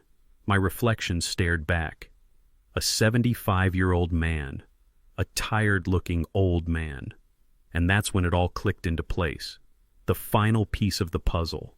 The one that explained everything. The money, the shell company, the racist rookie, the corrupt sergeant, my terrified daughter, my lying son-in-law. I had all the pieces. But I was missing the motive for the first move. Why me? I wasn't a drug dealer. I wasn't carrying a bag full of cash. Callahan pulling me over, it wasn't for profit. It wasn't part of their skimming operation. So why take the biggest risk of all? Why pull over the head of internal affairs? Why poke the bear? It didn't make sense. Until I stopped thinking like a cop and started thinking like a criminal. What was Steve afraid of? My mind flashed back to my daughter's office, the 19th floor, the glass walls, the view of the city, her face, the sheer terror in her eyes when I showed her that file. She was a lawyer, a brilliant one. She wasn't stupid, and she was married to him. The money, the $1.2 million vacation home, the $800,000 in cash. She would have seen it. She was the lawyer. She probably handled the contracts. She would have seen the wire transfer from North River Ventures, LLC. She would have asked the question. I could almost hear the conversation, in their beautiful new house, surrounded by their expensive new furniture. Steve, her voice small. Where did $800,000 come from? What is North River Ventures? And in that moment, Steve Riley panicked. He had been caught, not by me, but by his wife. His wife, the lawyer. His wife, the daughter of the head of internal affairs. It was the worst possible nightmare for him. The one person he couldn't lie to. The one person who was directly connected to the one man who could bring his entire criminal empire crashing down. What could he do? He couldn't silence Maya. He couldn't threaten her. She was already compromised. She was enjoying the money. She had signed the papers. She was an accomplice. She wouldn't talk, but she was scared. And her fear was a liability. What if she confided in her mother? Just what if, she got a conscience and confided in her father, me? I was the threat. I was the ticking time bomb. Steve had to stop me from ever looking in his direction. He had to make sure I never even thought to ask Maya, "So, how's work? How did you afford that new house?" He couldn't threaten me directly. He couldn't kill me. I was the director of IA. My death would bring the entire federal government down on the department, so he had to send a message, a warning. He had to use the system itself. He had to use the very corruption he had built. I could see it all. I could see him picking up the phone, not calling me, calling his best friend, Sergeant Trevor T-Bone Davis. "Trevor, I've got a problem." His voice would be low, urgent. "My father-in-law, he's sniffing around, asking questions." "The director," Davis would say. "What do you want to do?" "I want to send him a message. I want to rattle him. I want to remind him that he's just an old man, that he's vulnerable, that he should just enjoy his retirement and keep his nose out of our business." And the tool was so obvious. "That rookie of yours," Steve would say, "Callahan, the hothead, the one who loves to crack skulls, is he working tonight?" It was the perfect plan, so arrogant, so simple. Steve probably didn't even tell Callahan who I was. That was the genius of it. He wouldn't have said, "Go pull over the head of IA." Callahan wasn't smart enough to handle that. He would have frozen. No, Steve would have been simpler. "There's a green Mercedes, 1989, old man, black. He drives down Stockton Avenue every night around 9. I want your boy Callahan to find him. I want him to pull him over. I want him to toss the car. I want him to shake the old man up hard, use any excuse, broken taillight, driving erratically. I don't care, just send the message. Let him know he's not safe." It was perfect. He used the systemic racism of his own department as a weapon. He didn't see me as Director Vance. He saw me as what Callahan saw me, as an old black man in a nice car. An easy target. A target that Callahan, his racist attack dog, would jump at the chance to harass. And that's what happened. The traffic stop, the stop that had started this whole nightmare. It wasn't an accident. It wasn't random profiling. It wasn't a glitch. It was a threat. It was a shot across the bow. It was my son-in-law telling me back off. He was telling me that he owned the street. He was telling me that my badge meant nothing. He was telling me that he could touch me whenever he wanted. He was telling me to protect my family by staying quiet. He thought I would be scared. He thought I was a 75-year-old man. He thought I was just a civilian. He thought I was weak. He thought I was tired. He thought I was just looking forward to my retirement party. He thought I would see the technical glitch and the corrupted file, and I would sigh and give up. That I would decide it wasn't worth the paperwork, just like he had suggested at my dinner table. He thought I would let it go. A new kind of anger filled me. It wasn't the hot anger of that night. It was a cold fire, a deep, precise fury. They had underestimated me. They had mistaken my age for weakness. They had mistaken my silence for acceptance. They had corrupted my department. They had stolen from the city. They had preyed on the weak. And they had taken my daughter. They had bought her. They had turned her into a frightened liar in a glass office. And then they had come for me. They had declared war. They had declared war on the one man who had built the very system they were hiding in. The one man who knew every lie, every trick, every loophole, because I had spent 50 years closing them. Steve Riley had made a fatal mistake. He hadn't threatened an old man. He had threatened an investigator, and he had threatened a father. I closed the laptop. I paid for my coffee. I walked out of the diner as the first gray light of dawn was breaking. I was no longer a victim. I was no longer confused. I was a hunter. And I was going to take them down. All of them. I picked up the phone. My hand was steady. It was the calmest I had felt all week. The decision was made. The trap was set. I dialed Maya's number. "Maya, baby," I said. I was surprised at how cheerful my voice sounded, how easily the lie came. "Your mother is making her roast chicken tonight. She wants everyone here. A real family dinner. 7 o'clock. Can you and Steve make it?" I heard her hesitate on the other end. A long dead pause. "Dad, tonight I don't know. Steve has... Don't be silly, I said, cutting her off with a laugh that felt rusty. It's Sunday. It's family dinner. We haven't had a proper one in weeks. Your mother is insisting. 7 o'clock. Don't be late. I hung up the phone before she could say no, before I could hear the fear in her voice.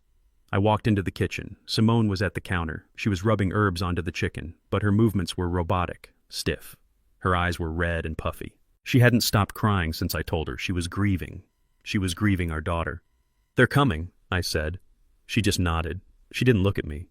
Our home. Our safe haven for 50 years. The house I had bought with my detective's salary. The house where I had raised Maya. It felt wrong. It felt cold. I knew that hidden in the walls of my study, in the light fixture above the dining table. The FBI's listening devices were silent, waiting. The men in the unmarked surveillance van were already parked down the street. Agent Harris had been true to his word. They were invisible. Our house was no longer a home. It was a wiretap. It was a trap. At 7 o'clock on the dot, the doorbell rang. Simone and I looked at each other across the kitchen. It wasn't a look of love. It wasn't a look of partnership. It was the look of two soldiers before a battle. She wiped her hands on her apron. I straightened my shirt. We were actors. This was our final performance. I opened the door. They stood on the porch under the dim light. And the difference between them, it was staggering.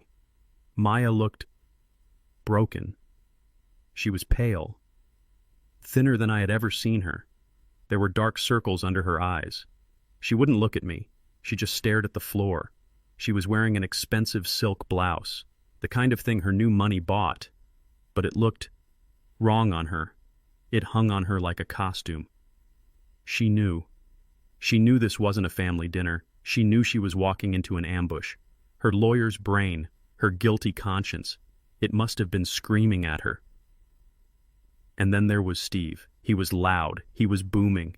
He pushed past Maya as if she was a ghost. He clapped me on the shoulder, hard. "Dad," he yelled. His voice was too cheerful. His smile was too wide. It was a mask, a cheap plastic mask. "Mom smells incredible in here. I'm starving." He bounded into the kitchen to kiss Simone. And Simone, God bless her, she didn't flinch. She didn't recoil. She was stronger than I was. She just offered him her cheek. "Steve, how nice of you to come. Maya, you look tired." "She's fine," Steve answered for her. "Just been working too hard. Right, baby?" Maya just nodded. She still hadn't said a word. Steve was a walking performance of a man with no guilt. He was the loving son-in-law, the happy husband. But I saw his eyes. They were darting everywhere, scanning the living room, looking out the front windows into the dark street.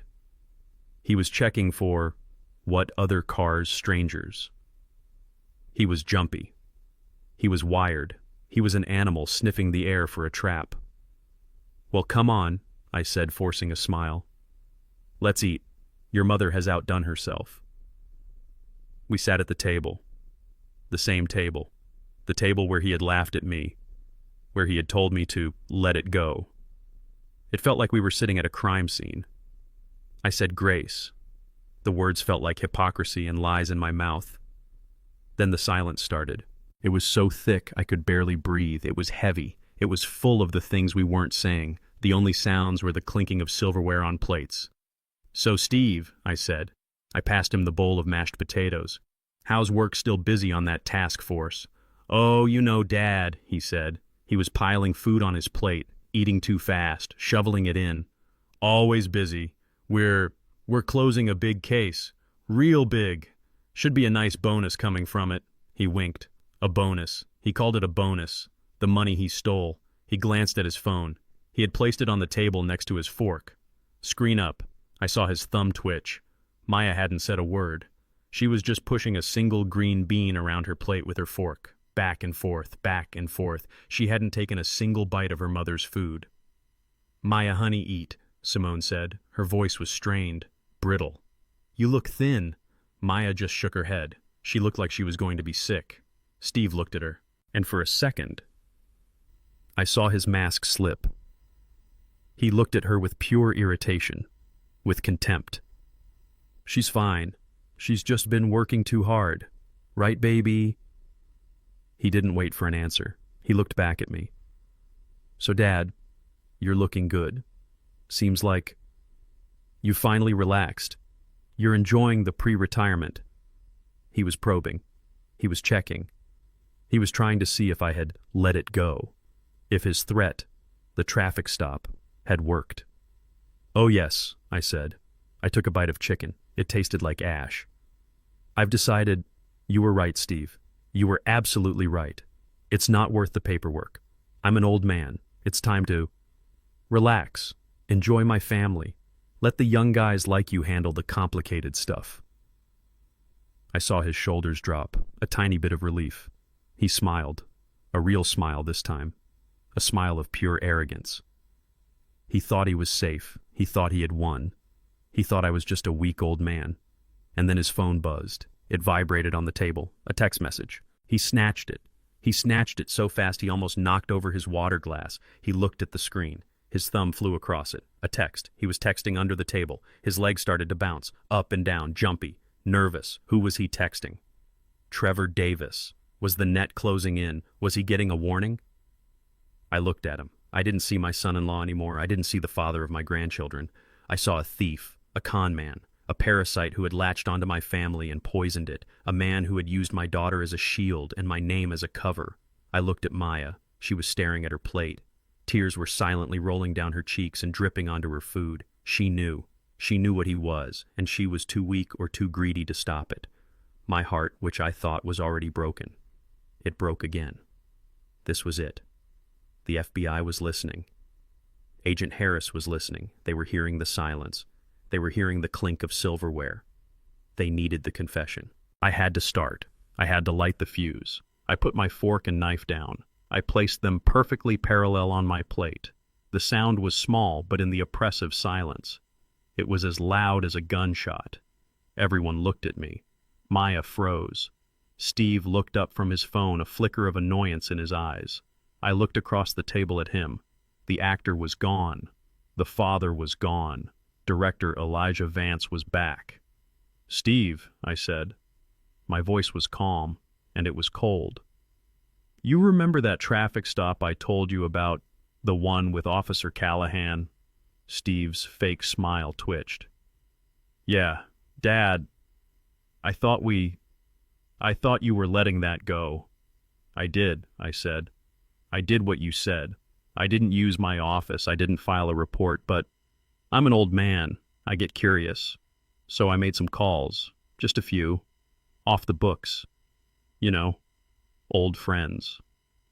I watched the color drain from his face. His hand tightened on his phone under the table. "And I found the most interesting thing," I said. "I found a company. It's called North River Ventures, LLC. Maya let out a tiny gasp, a sound like a small animal being strangled. She looked like she had been shot. Steve's eyes, they turned from arrogant to cold, to dead. The mask was off. The man I had been hunting was finally here. He was sitting at my table, and he knew. He knew he was trapped. I placed my fork and knife down on my plate. I set them perfectly parallel. The small click of metal on porcelain was the only sound. In the suffocating silence of that room, it was as loud as a gunshot. Everyone froze. Maya, who had been staring at her plate, her tears dripping silently onto her chicken, looked up. Her eyes were wide, terrified. Simone, my wife closed her eyes. She knew. This was it. Steve looked up from his phone. His mask of cheerful arrogance was still in place, but his eyes were narrow, annoyed. I had interrupted him. "Everything okay, Dad?" he asked. His voice was laced with impatience. I looked at him, not as my son-in-law, not as the father of my grandchildren. I looked at him as the man who had corrupted my daughter, as the man who had declared war on me. "Steve," I said. My voice was calm. It was quiet, and it was as cold as the grave. "You remember that traffic stop I told you about, the one with Officer Callahan?" Steve's smile twitched. He tried to laugh it off. "Yeah, Dad. I thought we were past that. I thought you were letting it go, like we talked about. It's not worth the paperwork. I did let it go, I said. I did just what you said. I didn't use my office. I didn't file an official report. I leaned forward just an inch. But I'm an old man. I get curious. So I made a few calls. Just a few. Off the books. You know, old friends. And I found the most interesting thing. I watched the color drain from his face. His hand tightened on his phone under the table. He knew. He knew he was trapped. I found his file, I said. The real one. The paper one. The one they thought no one would ever look at again. Officer Mark Callahan. Steve just stared. His mask was gone. The man I was hunting was finally here. 12 complaints, Steve. In 2 years. 12. A dislocated shoulder on a college kid. A woman pushed down the stairs. A teenager with a broken nose. I let the words hang in the air. And every single one was buried. Body cam corrupted. Audio inaudible. Technical glitch. Steve's jaw was clenched so tight I could see the muscle jumping. That's IA business, Dad, he hissed. You shouldn't be discussing confidential personnel files at home. It's unethical. Unethical? I almost laughed. You want to talk about ethics, Steve, I agree. It is IA business, especially when the same supervisor signs off on every single one of those buried reports. A Sergeant Trevor T-Bone Davis. I said the name. I watched it hit him. He didn't flinch, but Maya did. She let out a tiny gasp, a sound like a small animal being strangled. She looked at Steve. Her eyes were wild. Steve, she whispered. Steve ignored her. He was locked onto me. His eyes were dead. You don't know what you're talking about, old man. Don't I said. I was so calm. My heart was perfectly steady. I saw the picture, Steve. You two on the boat, the fishing trip. Best buds, I believe the caption said. You weren't just aware of his cover-ups. You were protecting your best friend. Steve? Maya shrieked this time. The word tore out of her. What is he talking about? A fishing trip. Who is Trevor Davis? Steve, tell me he's lying. Steve turned on her. His face was a mask of pure rage. Shut up, Maya. You just shut your mouth. You don't know anything. He turned back to me. His voice was a low growl, a threat. You're an old man. You're retired. You need to back off. You're messing with things you don't understand. You're going to get hurt. Oh, I understand, I said. I wasn't whispering anymore. I understand better than you think, because I didn't stop there. I wondered why. Why protect a dirty cop so fiercely? Why build this wall of silence? And the answer is always money. I let that word hang in the air. So I kept digging, I said. I found a company, Steve, a little shell company, registered in Delaware. Does the name North River Ventures LLC mean anything to you? That was the one. That was the kill shot. Maya just collapsed. She put her face in her hands and she began to sob. Hysterically. Ugly, choking sobs. Oh my God, she cried. Oh my God. Oh my God. No. No. No. Steve's chair scraped the floor. He shot to his feet. He was breathing hard. A bull. Cornered. You have no right. You've been spying on me. On your own family. I have every right. I roared, my voice finally breaking free. The 50 years of rage. The betrayal. It all came out. $800,000, Steve, in cash. That's what your little company wired to you and my daughter, $800,000 to buy a $1.2 million vacation home. Simone gasped. She hadn't known the number. She put her hand to her heart. That's not a bonus, I shouted. That's not a good investment. That's a payoff. That's blood money. That's theft. You don't know, he screamed. You don't know what that is. I know exactly what it is. I was on my feet now, too. We were facing each other across the ruined dinner. I know the whole scheme. I know everything. Callahan is your muscle. He's the street-level collector. He uses racial profiling, the very thing you laughed at As a cover to find cash, he pulls over a kid with $50,000, reports 5, and hands you the other 45. Sergeant Davis, your best bud. He buries the complaint and cleans the report. And your cousin-in-law, Daniel Price. He launders the stolen money through that shell company. You are thieves, thieves in badges. You prey on the weak. You steal from the very people you are sworn to protect. Steve. Maya was screaming his name over and over, but Steve. Tell me it's not true. Tell me. Steve looked at her, and the look on his face, it was pure hatred. Then he looked at me. His face was purple. He was vibrating with rage. He had been so arrogant, so sure, and I, an old man, had taken it all apart. You old fool, he roared. And with a guttural scream, he put his hands on the edge of the heavy oak dining table, my mother's table, and he flipped it. Plates, the roast chicken, glasses, Simone's mashed potatoes, everything. It all went flying. It crashed to the floor in a sickening explosion of glass and porcelain and food. Simone screamed. Maya shrieked and scrambled back against the wall. Steve stood there, panting, in the middle of the wreck. His beautiful suit was stained with gravy. He looked like a wild animal. You, he bellowed, pointing a shaking finger at me. You're done. You're a civilian. You're a crazy old man who's lost his mind. He kicked a broken plate. You have no proof. You have nothing. You hear me, nothing. He stood there panting in the wreckage of our family dinner. The smell of roast chicken and spilled wine filled the air. He was surrounded by broken glass. He looked like a cornered animal, a wild boar. His face was purple with rage. He jabbed a shaking finger at me. You have nothing, he roared. You hear me? Old man, nothing. You have no proof. It's all just crazy talk. A crazy old man who's lost his mind. Maya was sobbing against the wall. Steve! Oh my God! Steve! He ignored her. He took a step towards me. He was trying to intimidate me. He was bigger than me, younger, stronger.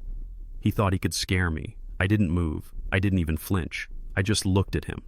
I let him see the coldness in my eyes, the absence of fear. You're right, Steve, I said. My voice was calm again. It cut right through his screaming. You're absolutely right. I don't have the body cam. That's corrupted. I don't have the audio. That's inaudible. I don't have the server logs. Those were deleted by a glitch. He smirked, a cruel, twisted smile. That's right. You got nothing. It's just my word. A decorated detective against yours. A bitter old man who's angry because his son-in-law is more successful than he ever was. You're right, I said again. I nodded slowly. I have no files. I have no recordings. I have no bank statements. I paused. I let the silence hang in the wreckage. But I have you, Steve. His smirk wavered.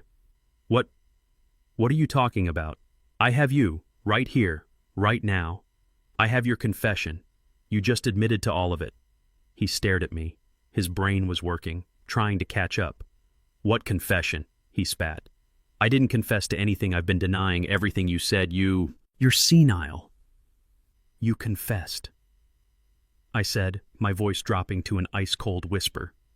You confessed when you told me to let it go at this very table. You confessed when you had a panic attack when I mentioned the body cam. You confessed when your best friend Sergeant Davis buried 12 brutality complaints. You confessed when you bought a $1 million house with cash you didn't have. And you just confessed when you threatened a 75-year-old man in his own home. You just threatened me. He laughed. A short, ugly bark. Threatened you. That's not a confession. That's not proof. You have no witnesses. It's just family. It's my word against yours and my wife's. And Maya will back me up. Won't you, Maya? He spun around and looked at her. Tell him, he screamed. Tell him he's crazy. Tell him he's lying. Tell him. Maya just cried. She couldn't even speak. She was broken. You see, Steve sneered, turning back to me. You have no witnesses. You have nothing. No one heard a thing. I just smiled, a small, cold smile. That's where you're wrong again, Steve, I said. You're right. I don't have any witnesses in this room. But they aren't in this room. Steve's eyes narrowed. What? What does that mean? And right at that moment, as if I had timed it myself, the dining room door, the one that led to the front hallway, burst open. It didn't just open, it was kicked open. It slammed against the wall with a sound like a thunderclap. Steve spun around. 2 men, 3 men, 4, 6 men, all wearing dark blue windbreakers, with 3 big yellow letters on the back. FBI. They